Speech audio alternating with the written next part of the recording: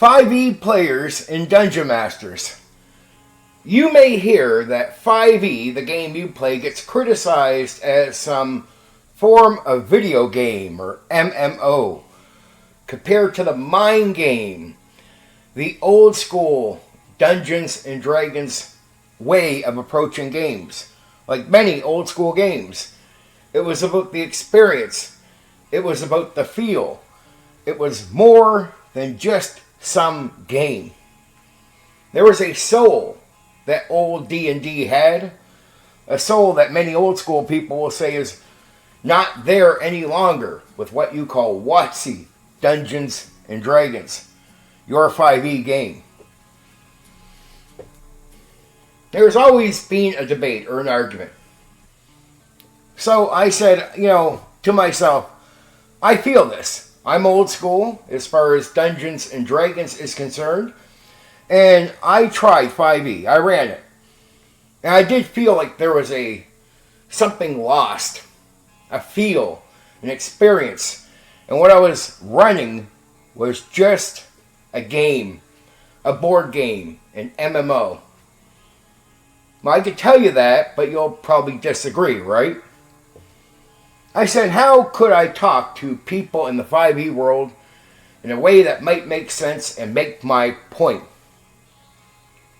Well, I decided to take a look at Goblins and 5e Dungeons and Dragons and compare them to Goblins in 2nd edition AD&D, the game I prefer. A TSR product, right?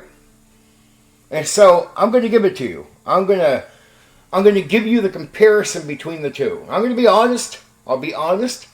So you'll hear me use some positive language in both directions. But by the end, I hope I make my point. That there is something lost in what you're doing. Something I know you do not feel when you play that game. There's too many layers between you and the experience that people in this hobby would say you're meant to have. Well, we'll see. We'll see if I can make my point. Maybe you'll give me a chance. Okay. Goblins in 2nd edition AD&D versus Goblins in 5e Dungeons and Dragons.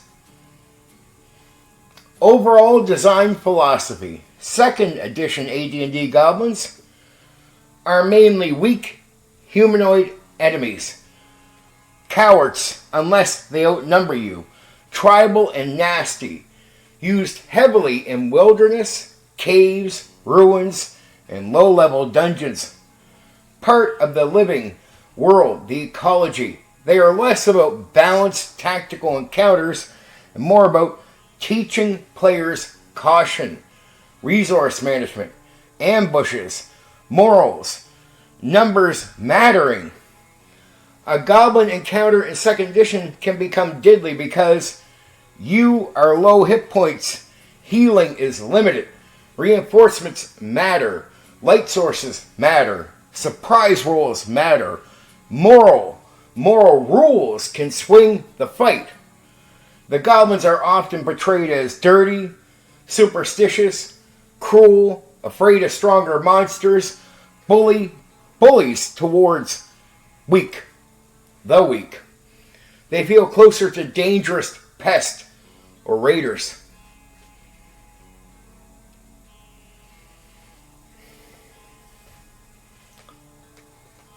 "5e Goblins are designed more around cinematic combat, tactical skirmishes, action economy, mobility, fun encounter flow.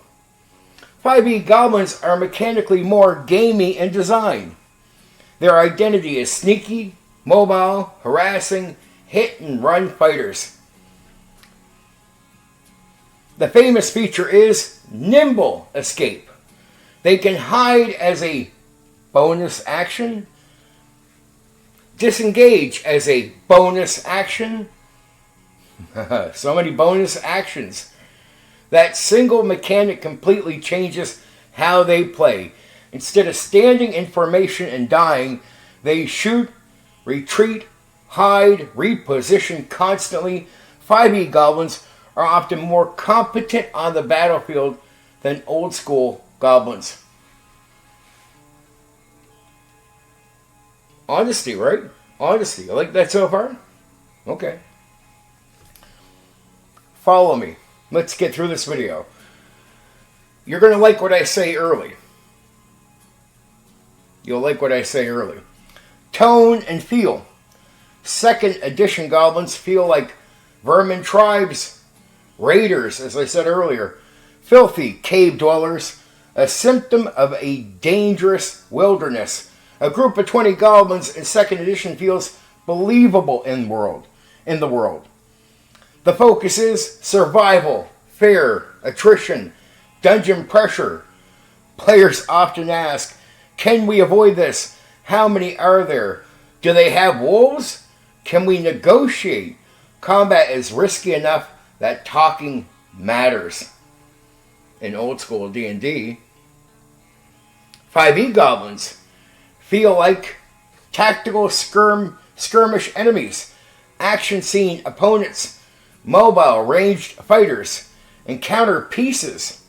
Players usually assume we fight these. 5e is generally less lethal at low levels, so goblins become fun combat encounters, XP fights, tactical movement puzzles. Combat differences. Second edition goblins, typical traits: low AC, weak attacks, low moral, poor equipment, dangerous in groups, but numbers are scary. Ambushes matter. Surprise can kill people. Sleep spells are devastating. Low-level AD&D combat is brutal because wizards may have 3 to 4 hit points. Fighters are not huge HP tanks, yet healing is scarce. So even a goblin with a spear matters. A goblin arrow in second edition can completely change the situation. 5e goblins are more individually effective. Key reasons: bonus action mobility, better survivability through movement, bounded accuracy, because AC values stay tighter in 5e. Goblins remain useful longer. A goblin can still hit higher level characters occasionally. 5e goblins are often run like guerrilla fighters, archers behind cover, ambushers, fast harassment troops. They are mechanically more active and dynamic. Intelligence and tactics. 2e goblins are usually portrayed as mean, cunning in simple ways, bullies, opportunists, but not usually tactical geniuses. They rely on numbers, darkness, ambushes, traps, wolves, hobgoblins, bugbears. They break easier psychologically due to the moral system. Moral in second edition means monsters might flee, surrender, panic, retreat, so goblins behave more like living creatures. Intelligence and tactics continued. 5e goblins are almost expected to fight tactically. The rules themselves encourage it. A DM running goblins correctly in 5e often has them constantly hiding, popping up from cover, using terrain, running through tunnels, splitting the party. They are often smarter battlefield opponents than second edition goblins. Ironically, 2e goblins feel more believable. 5e goblins feel more mechanically optimized. I'm being honest, right? I hope you're paying attention to the honesty. But what am I telling you? 5e goblins are part of a game, a board game, or they could be in an MMO. Are they in a deeper game where you feel them, where they're part of the ecology and world in that way, where they're living beings? where there's something more than just a game you are about to experience when you encounter them. No, second edition goblins, well, they sound more real. A very dangerous world, dangerous for the characters, dangerous for them. There's more flavor. There's more life. There's a soul. Role in the world. In 2E, goblins are part of the ecosystem. Monster ecology matters heavily. The books discuss habitat, diet, allies, enemies. You often get tribal structures, leaders, relationships with orcs and bugbears, religious behavior, cave organization. The game treats monsters more like a fantasy anthropology study.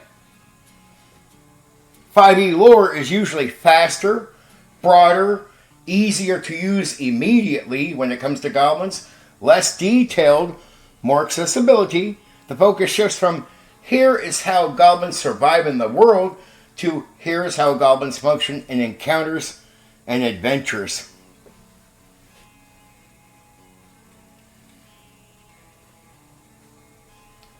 Fear factor. In 2E, goblins are scary because you are fragile. The game is dangerous. Resources matter. Retreat is normal. A dozen goblins can become a disaster, especially in darkness, underground, with missile fire, with traps. 5e. Goblins are dangerous mostly through tactical annoyance, focus fire, mobility, action economy. Players usually feel more heroic, even at level 1. When I say players, more like characters, but you get my point. What 2nd Ed often did better with goblins. Many old school players would argue 2E goblins feel more grounded. They feel more part of the living world. You're encouraged towards negotiation and caution when it comes to dealing with them. Work better for emergent gameplay overall. Or how should I say, works better. They create tension through lethality and uncertainty. The goblins themselves are not mechanically amazing. The system around them makes them dangerous. That is a key difference. What 5e often does better with goblins, most 5e players would argue. I had to take the time to really look up what players were saying when 5e really came onto the scene, right? Like, what are old school guys saying compared to 5e people? And then, how do 5e people really defend their system? And from what I could find with public comments, this is the best stuff I've come up with. So most 5e players that I've either seen, post somewhere or personally have talked to, will argue goblins are more fun to fight. Encounters are more dynamic. Combat has more movement. Goblins stay relevant longer. The enemy feels active instead of static. A well-run 5e goblin ambush can feel like a tactical action scene, a stealth skirmish, a fast-moving battlefield puzzle. Okay. 2e goblins, weak but dangerous in groups, grounded and part of the ecology, moral-based, survival-focused, part of a living world, dangerous because the game itself is harsh, challenging. 5e goblins, mobile tactical skirmishers, mechanically efficient, action-orientated, designed for dynamic combat, dangerous because of the battlefield, mobility, and action economy. The biggest difference in one sentence would be this. 2e goblins are dangerous because the world is dangerous. That's what I would say about 2e. 5e goblins are dangerous because their mechanics are optimized for tactical combat. Now, I've ran 5e. And I talk to 5e people, and I try my best to be as honest with this as I can.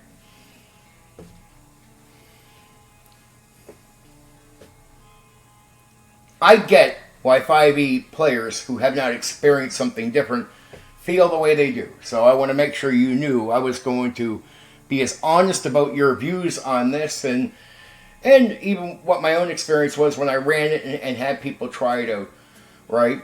You know, I ran it for some 5e people, and I asked them, what do you like about this? Fair enough. Fair enough. What comes across to me is this. There's an emptiness that unless you tried something old school, you don't even know it was there to have lost. Now, if you played old school, you felt it. There was something grounded about the Goblin, something grounded about everything. You were in a world. Old school gaming expects you to feel the setting, to experience the world, not just play a fighting game, not just focus on that as the centerpiece of what you're doing. That's secondary. That really is. To a lot of 5e people, combat is a pure part of the game. Where combat in old school is just something part of the living world that you're in. That really, the tabletop role-playing game, the old school mindset, where this all comes from, is all about you playing a character in a world, not you playing a character in a game. Huge difference, right? And when you play a character in a world, and the idea focuses on getting you to experience the world, like it's dangerous, you'd be like, well, that doesn't sound good, but it's dangerous because it's meant to feel dangerous. Be scary, the world. If you understand, like, that's why it is that. That's why that becomes important.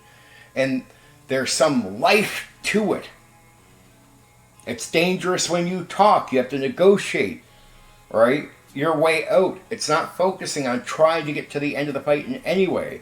There's negotiation. There's a moral system for goblins to run off.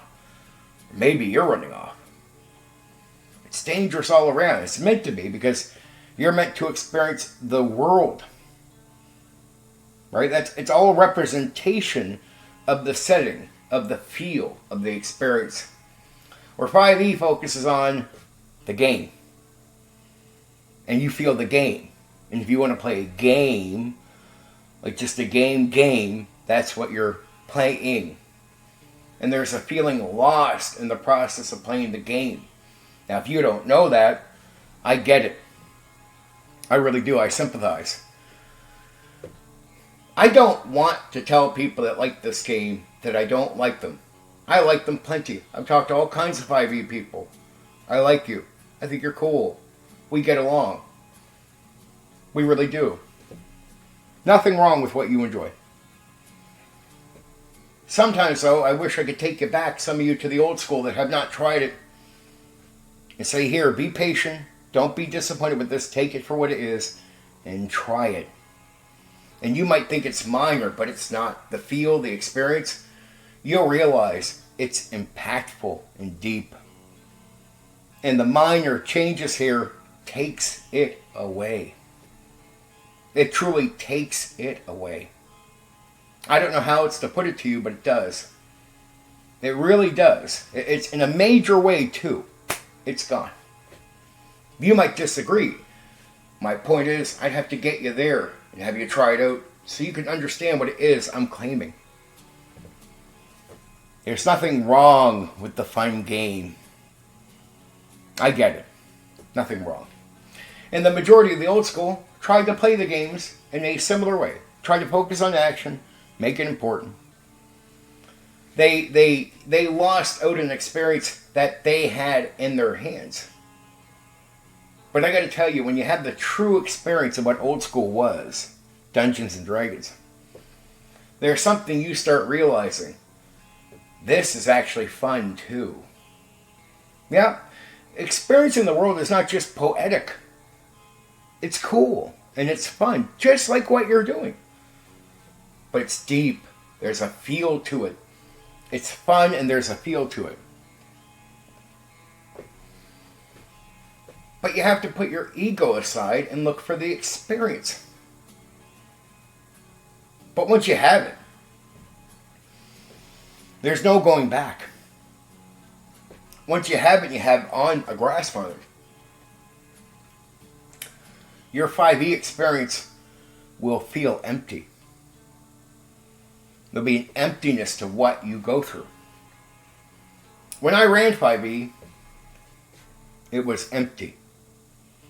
When I see old school people that know the old school well try the 5e that I ran, they tried, they're buy-in people. They gave it a sincere go. And I got at them too to do just that. Still felt empty, but they gave 100%. When I ran it, I gave 100%. I don't care how I feel. When I commit, I commit. And how else could I do this properly? I had to commit to know, not just, go into it and half-ass. No, I have to go into it and try to know if I like it or not. So you have to give up a deep experience to play the game the way you're playing. And it's hard to want what you're doing once you've had that feeling, that experience. It really is. Put it this way. You're just playing a game, and many 5e people can just walk away from it. What we did, the experience we had, kept most people around for 40, 50 years. We got so addicted to it, we played 8 to 10 hour sessions on average. And our sessions would be like 100 or 200. 50, at the low end for campaigns. Think about it. You play 2 to 4 hours, even in person sometimes. And on average, you play 6 sessions. It's because you have not connected with your game the way we connect it with ours through the experience. So if you think the experience is nothing, look at the results of what it causes, keeps people around. And you're nerds just like us. So it's not like you're above that. You're not above us. You're nerds just like us. But for some reason, you're not playing for 10 hours. For some reason, you're not playing 100 sessions. And I know the reason. Because you're not connecting with your game. It's fun in moments. But as much as you tell me the positives, you'll also be honest when I ask you, is it repetitive? Yes. And without the backup feeling and the backup experience, what is it to you after a certain point? This is the best way I could communicate to you the difference between old school and new school. And when an old school guy like me looks at your game and says, no, I'll pass. This is why I pass. Not that your rules are bad. Not that all the things you pitch are bad. You misunderstand if you think that's what I'm saying. No, all that is secondary to me, to be honest. It's the loss of the experience and the feel. That's what I value most about old school gaming. It's a connection. And that connection got me addicted. 10-hour sessions. 100 sessions in. We're not done yet. So much more to do. So much more to the experience. If you could value that, all the games outside of yours would open up to you. Because most every other game outside of your 5e game is made for the experience. Your way doesn't keep you around for 40 or 50 years. Your way doesn't get you 100 sessions. Your way doesn't get you 10-hour sessions. Your way doesn't get you addicted to this. Or, how can I say, the 5e way. So I'm not trying to attack you. I love you. I want you to have the experience. And I don't want to imply in any way that that experience means I'm better than you. That's not what I'm saying. That's not what I'm saying at all. You're just as good as me. But I want you to try this because I think this is valuable even to you. I'm not playing the better game as far as in the way you think I'm claiming it. I'm telling you I have a better experience than you.